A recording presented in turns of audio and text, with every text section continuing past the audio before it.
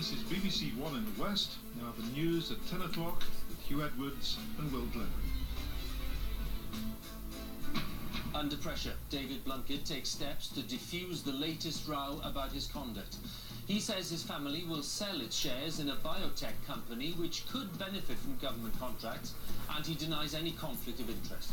The Prime Minister says that the matter is now closed, but the opposition disagrees. Also tonight, in Zimbabwe, new evidence of the appalling conditions for many thousands of people. Price of careless driving, grieving families welcome much tougher laws. And the gift of sight for just £27, and thousands more could benefit. West, over 100 jobs to go in Somerset as a weapons factory announces it's to close. And a soldier from a West regiment killed on duty in Afghanistan is named. The details in 25 minutes.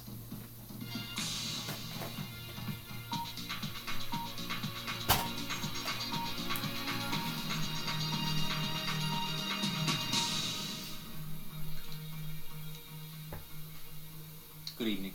David Blunkett, the Work and Pension Secretary, has been under growing pressure today because of his links with a medical testing company. Tonight, Mr. Blunkett said that the shares he bought in DNA Bioscience would be sold to avoid any conflict of interest if the firm applied for government contracts. Let's join our political editor, Nick Robinson, who's at Westminster. Hugh, the rules governing ministers' behaviour have a very simple idea at their heart, that we all must be confident that ministers are acting to help you and me, and not to looking after themselves or indeed their families. Now, David Blunkett insists that was always clear, but today he moved to deal with all those people who had any doubt. Slipping out by the back door of number 10 after yet another bad day and yet another meeting, David Blunkett's been fighting to answer the questions that have dogged him since his return to Cabinet.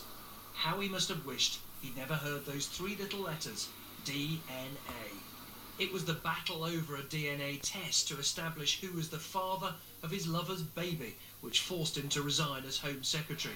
It's his involvement now with a firm that makes those tests, once as a director, then as a shareholder, which has brought him his current troubles. DNA Bioscience hopes one day to win government contracts, enough, say Mr. Blunkett's critics, to suggest a conflict of interest. It has been claimed that since his appointment, the Secretary of State has given advice to DNA Bioscience about CSA contracts. These claims have not so far specifically been denied. But they were denied today. I'm very happy to indicate that I've done no such thing. That, though, was not enough to convince the Prime Minister that the questions would end. At lunchtime, he paused when asked whether David Blunkett still had his full support. Look, in respect to the allegations about the shareholding, I know David's looking into that. I've been dealing with other things today. But I think that he should be allowed to get on with his job.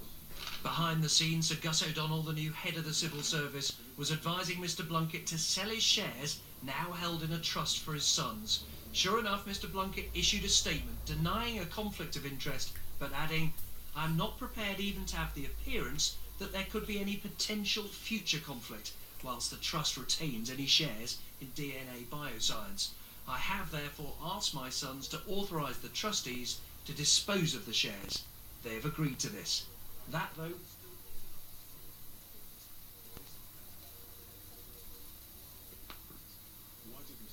ignore the guidelines that the ministerial code set out for ministers leaving the government and going into private sector?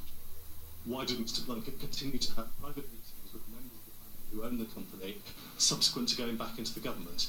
All of these are unanswered, and that's why I think we need a proper independent inquiry so we can clear this all up once and for all.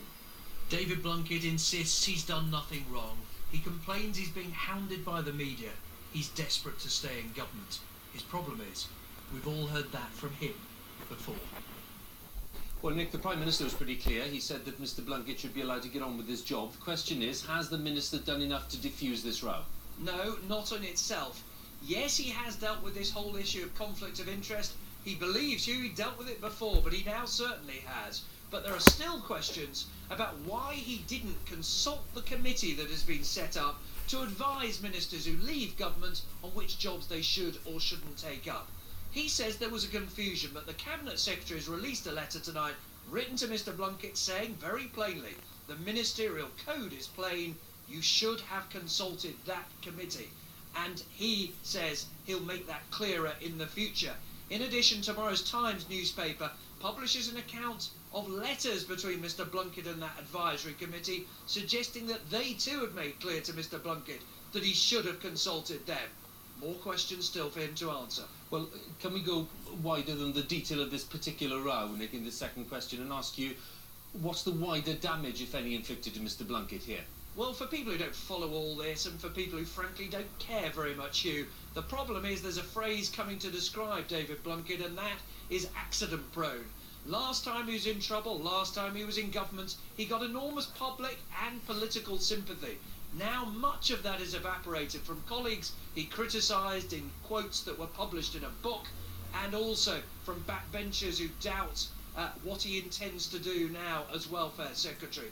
One senior advisor to the Prime Minister said to me some weeks ago, David Blunkett, you know, he's on probation. Well, he's had 2 strikes, and as we know, 3 strikes and you're out. Nick, at Westminster, thank you very much. There's new evidence tonight of the appalling conditions inside Zimbabwe, where an estimated 200,000 people are now facing starvation, according to the country's church leaders. Drought and severe economic problems are taking their toll, and many thousands have been forced from their homes by President Mugabe's government. The BBC is banned from Zimbabwe. This report was secretly filmed there and sent by Hilary Anderson from neighbouring South Africa. When there's nothing, tempers flare over the simplest things. A can of petrol. Zimbabwe, short of every basic now, is in ruins. The man being arrested here is a street trader. President Mugabe's picking off the last of the poor he's been ousting from the cities. He's called it a cleanup. But there's been brutality against those who've resisted, and devastating consequences. This 2-year-old stepped on the embers of his house after it had been razed to the ground.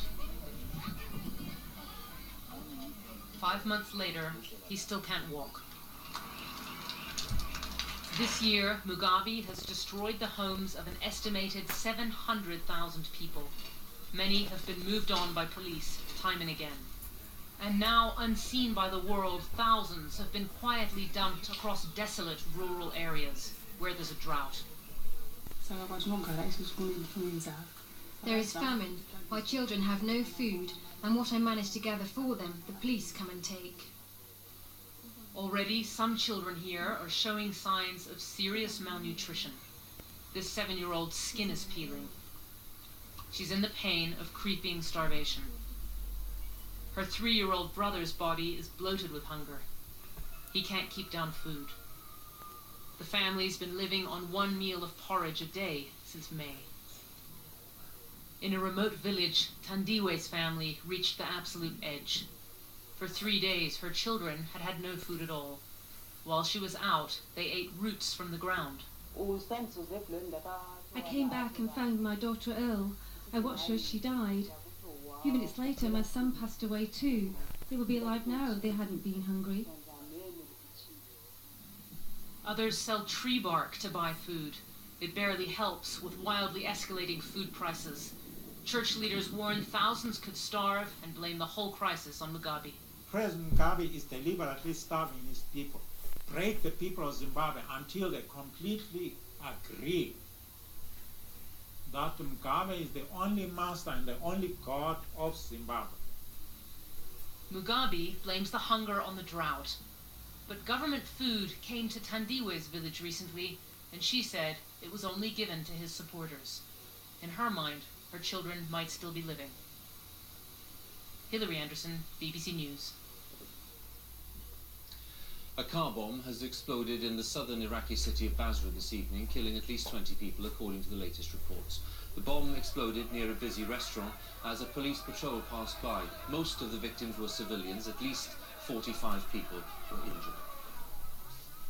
The United Nations has told Syria that it must cooperate with an inquiry into the killing of the former Lebanese Prime Minister Rafik Hariri. A resolution calling for Syria to comply with the investigation was unanimously passed by the Security Council. Sanctions against Syria was dropped. Motorists who cause death by careless driving could be jailed for 5 years if new government proposals are put into effect. It's one of several measures suggested by ministers to deal with bad driving, and road safety campaigners have expressed their support. Our transport correspondent Tom Simons has more details. John Iggulden, 7 months after being involved in a head-on car crash, a crash that killed his wife Jennifer. The driver who hit him, Ian Humber, had been on a mobile phone shortly before it happened. The court wasn't able to send him to prison. He was fined and banned, but the new law would change that. It's not going to bring my life back, but other people's cases coming forward, it could help them, or will help them, hopefully, and other families probably get some more justice. The government's introducing 2 new offences: causing death by careless driving, a maximum 5-year prison sentence, and causing death when driving unlicensed, disqualified or uninsured, up to 2 years in prison. And why this change? Well, many believe the current laws simply aren't providing justice. Imagine I'm driving along and I see somebody about to step off a zebra crossing, but I decide not to stop to try and get past. If I hit them and knock them down, that will be careless driving. But as the law stands, I wouldn't go to prison. Now imagine all that's happening, and I'm also breaking the speed limit, say 60 in a 30 zone. If I knock them down and kill them, that would be death by dangerous driving, a much more serious offence with a maximum penalty of 14 years in prison.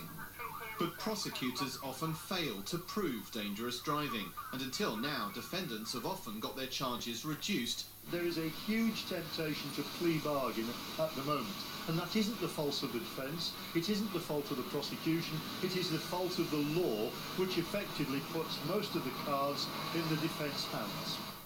On average, 9 people die on the roads every day. Most of all, these changes are designed to remind drivers their actions at the wheel can have the most serious consequences. Tom Simons, BBC News.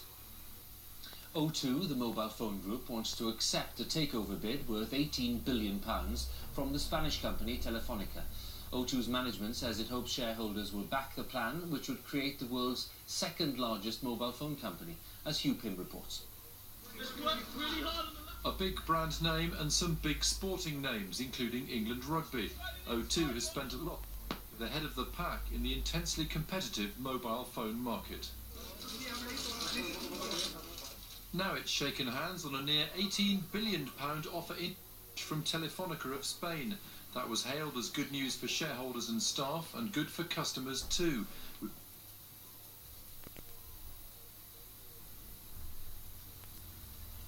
It was good for our shareholders. It's certainly good for our customers, things like roaming. It's good for our people.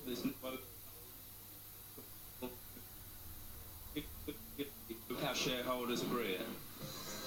O2 used to be Cellnet, part of BT. It was floated as a separate company 4 years ago, and after a blaze of publicity, customers and cachet in equal measure. But to keep up with the development of handsets like this and other mobile phone technology, and to grow internationally, it helps to be a big player. That's why O2 independence, and why Telefonica is willing to invest billions to buy the O2 brand.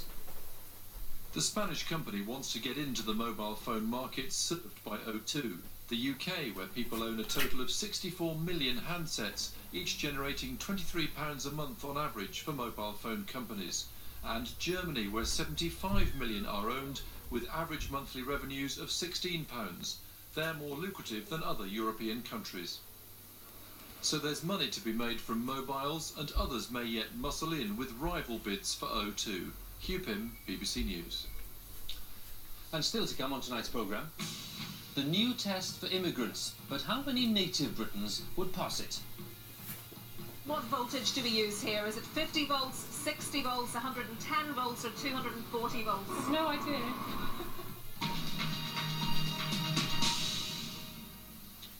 Thousands of blind children in some of the world's poorest countries could have their sight restored by an inexpensive operation, according to the British charity Sight Savers. Cataracts are a common cause of blindness in the developing world. In Bangladesh, the charity is funding thousands of operations. At least 10,000 children are blind because of the condition, and more than 500,000 adults. The operation costs just £27 for a child and £17 for an adult. From Bangladesh, Fergus Walsh has sent this special report. They travel to every corner of Bangladesh. Community health workers like Mukta looking for the blind, for children whose sight can be restored. Alamin is 10 and has never seen his village. His friends are used to helping him get around. The sight test shows Alamin's vision is almost nil. For him, anything more than a few inches away looks like this, completely blurred. He was born with cataracts. The lens of each eye should be clear, but is a white, fibrous disc through which light can't penetrate. But a simple operation should change all that.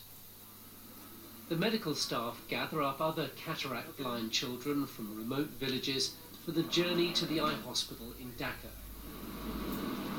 The operation is precise but routine surgery. The cloudy lens of the eye is cut out. It's replaced with a clear synthetic one. It all takes just a few minutes. We associate cataracts with old age, but in Bangladesh it's a disease of poverty, malnutrition and infection. But of course, it's not just children who need help. There are more than 500,000 adults in Bangladesh who are blind as a result of cataracts. So this eye hospital has become a virtual production line, restoring sight on a massive scale. But there are simply too many adults needing surgery. Some get it free, but many are put off, assuming they'll have to pay. When these people are diagnosed with cataract, they're so hopelessly poor, they have no money to eat. Where are they going to get the money for the surgery? Is that desperate? They're desperate, absolutely desperate. But things are looking much brighter for cataract-blind children in Bangladesh. Within 4 years, all should have been treated. Each eye is operated on a month apart. 24 hours after his first surgery, Alamin's bandages are ready to come off.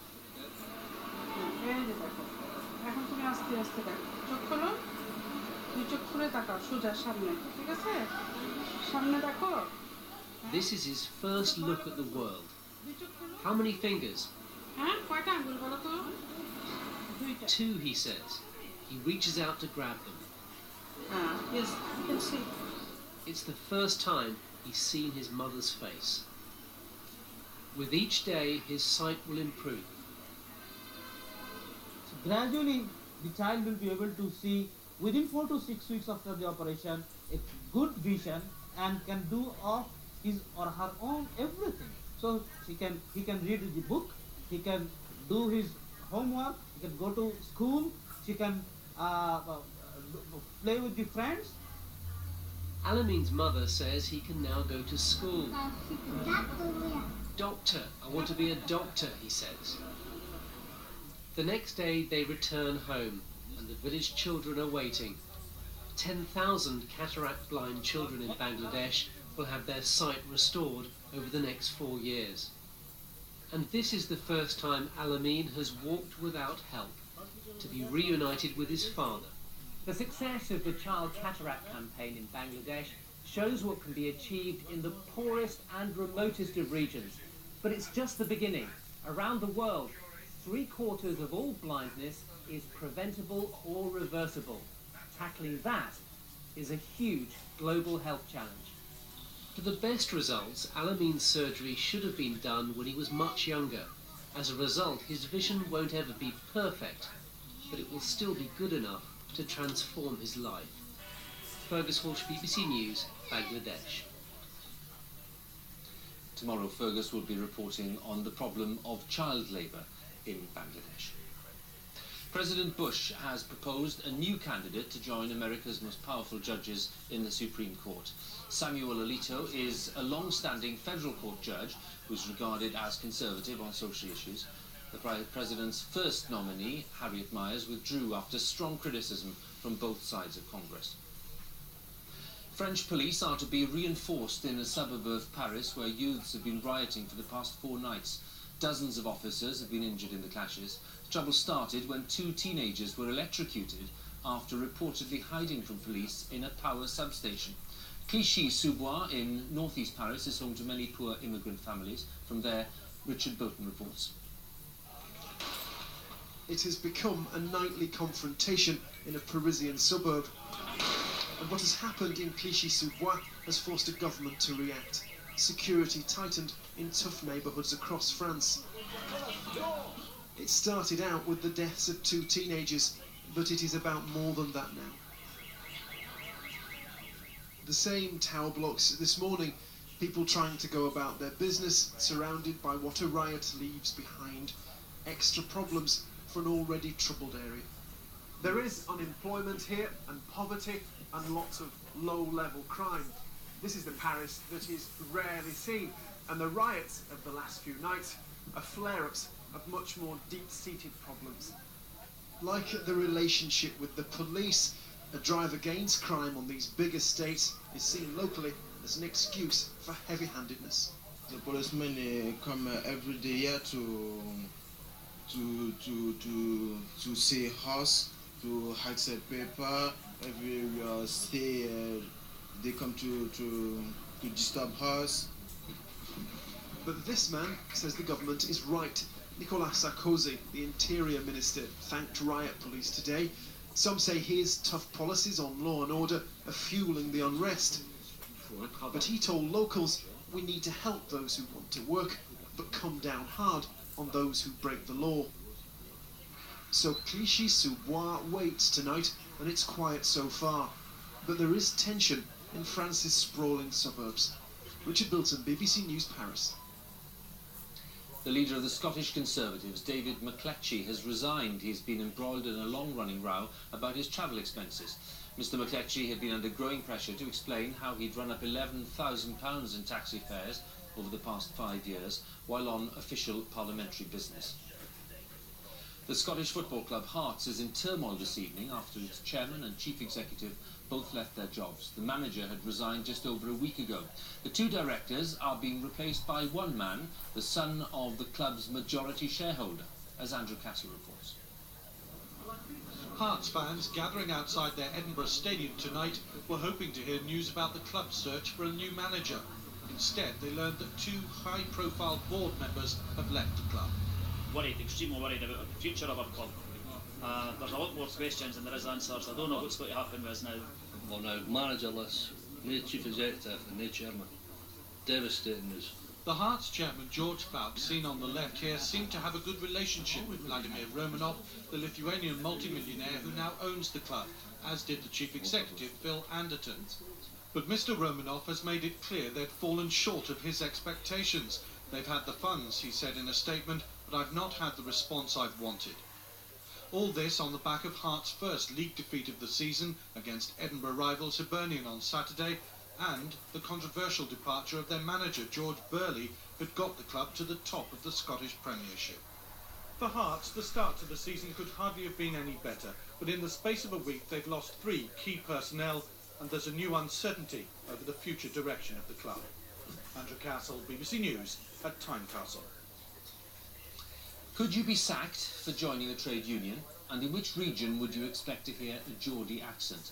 Just 2 of the questions which new immigrants will be expected to answer if they want to become British citizens. It's all part of the so-called Britishness test, but as Anita McVeigh reports now, some of the questions are more than a test for those who live here already. What does it take to be British? Answer 24 multiple-choice questions, and immigrants like these who want to be citizens will be a step closer. The Life in the UK test becomes compulsory tomorrow and examines knowledge of British culture as well as practical aspects of living here. We're saying we think it's important that people have at least a rudimentary understanding of life in the UK. That's what the test is about, and I think it will help people as they celebrate their choice of becoming a UK citizen. But just how relevant is the test? How true a barometer is it of someone's qualifications to become a British citizen, or of the contribution they might make to society? We put 3 of the questions set at the test centre this morning to people who are already British citizens. Which of these courts uses a jury system? Is it a magistrate's court, a crime court, a youth court, or a county court? You've got me, really. Not the magistrates. Crown, I think. It'd probably be a magistrate court, is it not? Which two telephone numbers can be used to dial the emergency services? 112, 123, 555, 999. I know about 999. I don't know whether 555 is one as well. 112 and 999. 123 999. And what voltage do we use here? 50 volts, 60 volts, 110 volts, or 240 volts? I think it's 110. No idea. 50 volts, 60 volts, 110 or 240. Okay, and it's 999 and 112. Okay. And it's actually the crime court that uses juries. It's kind of shocking. Yeah, well, It's a lot of shocking people... because I don't think you'd ask most of the people that have lived here most of their lives, or all their lives like me, and nobody would be able to answer. Anyone taking the test for real needs 75% to pass, but they can sit the exam as many times as they want. Anita McVeigh, BBC News. We'll be back with the headlines in a few minutes. And on BBC News 24 tonight, the Royal Navy seizes 2 tons of cocaine. News 24 has the latest on the dramatic raid in the Caribbean. But here on BBC One, it's time to join our news teams across the UK. Bye for now.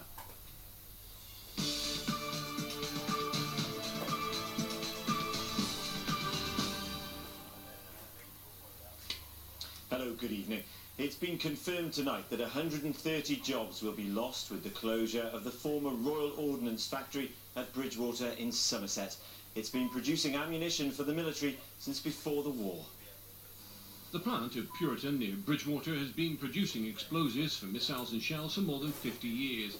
Now it's to close down in 2 years' time with the loss of 130 jobs.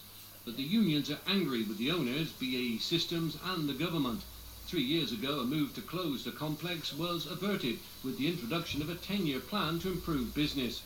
Much of it is old and outdated and in need of modernisation. Yet union leaders claim today's announcement was taken before the new plan had time to provide results. They're now planning to lobby local MPs and the Defence Select Committee in an attempt to save jobs. In the meantime, BAE Systems claim the closure is a result of a fall in demand for explosives, not only from the armed forces in the United Kingdom, but also from across the world. Malcolm Frith, BBC, Points West. A soldier from the Royal Gloucestershire, Berkshire and Wiltshire Light Infantry who was killed in northern Afghanistan has been named. 23-year-old Lance Corporal Stephen Sherwood from Ross-on-Wye was killed and 5 other troops were injured in an ambush by gunmen in Mazar-e-Sharif. The regiment is on a 6-month tour of duty in Afghanistan, which began last month. A 16-year-old boy has appeared before magistrates today charged with the attempted murder and sexual assault of a teenage girl. The incident happened in Cirencester at the weekend. Rachel Cantlin reports. The 16-year-old from Cirencester was arrested after a 16-year-old girl was attacked in the City Viewbank area of the town. The incident happened on Saturday between 9:30 and about 5 to 12 in the morning. Gloucestershire Police said the girl, who also comes from Cirencester, suffered cuts to her head and face. She had to be taken to Cheltenham General Hospital for treatment, where she was said to be in a stable condition. The 16-year-old boy appeared before magistrates in Cheltenham today, charged with attempted murder and sexual assault. He was remanded in custody. Rachel Cantlin, BBC Points West. 6 illegal car parks around Bristol Airport have lost their appeals against being closed down. North Somerset Council served 19 enforcement notices against unauthorised sites. In the latest ruling, the government planning inspector has decided the car park at Park Farm in Felton will have to close by April. An inquest has been hearing how a student died after being flung from a giant catapult during a bizarre stunt in Somerset. The contraption, called a trebuchet, was being used at a site near Bridgwater in 2002. When 19-year-old Kostadin Yankov missed the net. The inquest heard that others at the event were concerned about safety shortly before the accident. The hearing continues. Now, if you were watching the BBC earlier tonight, you'll have seen the story of the miracle baby with 3 mums. When Alex Patrick was diagnosed with cancer, her sisters from Clevedon made an amazing offer of help. One would donate her eggs, the other would be a surrogate mother and carry her sister's baby. weeks old, Charlie Patrick has no idea what all the fuss is about. In the middle is Charlie's mum, Alex. She was made infertile following cancer treatment. On the right, twin sister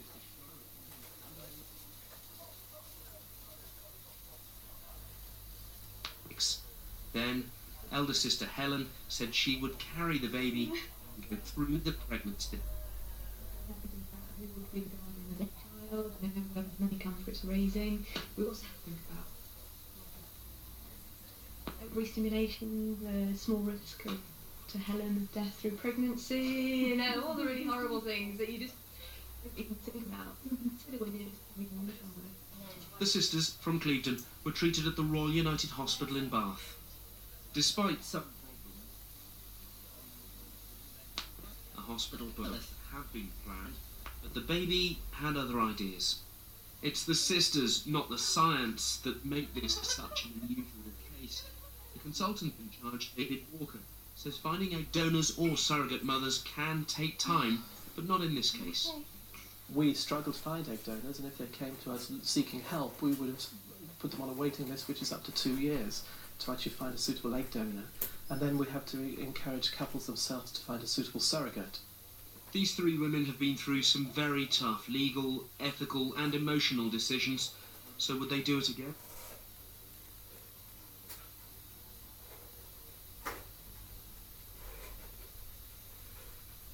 Maguire, BBC Points West, Clevedon.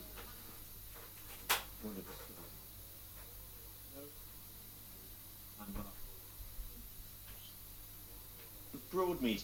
The massive regeneration project includes knocking down tollgate, new shops, restaurants and flats. Bond Street and Newfoundland Road will also be rerouted as part of the plans. The project is due to be completed in 3 years' time. The cricket season may be over, but that only means one thing for our region's players: winter training. Somerset's cricketers returned to the exercise room today, and while they were beginning their new training regime, lifting weights, their county colleague Marcus Trescothick was scoring 124 not out in England's opening tour match in Pakistan. I wonder where they'd rather be. Well, let's take a check on the weather forecast here at home, and here's Richard Angwith. Well, earlier showers are now dying away, and I think for much of the night it will be dry. Temperatures probably falling away under some clearing skies to around about 8 or 9 degrees Celsius out in rural parts of the region. For tomorrow, we're looking at a dry and fairly bright day, though the cloud will tend to increase. Just a chance of a shower, probably during the late morning, early afternoon. Temperatures tomorrow around about 16 degrees Celsius. And that's all from us. Now it's back to Hugh in London. Good night.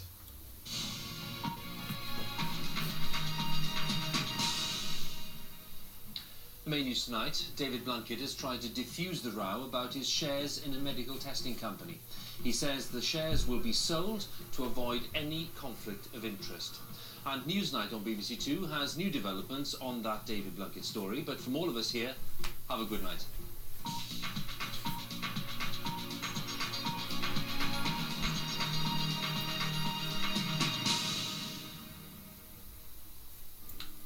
Good evening. We've got some heavy Halloween rain out there at the moment, and later in the week the weather may well turn all the more ghoulish. But for tomorrow, well, the weather improving, a good deal drier and a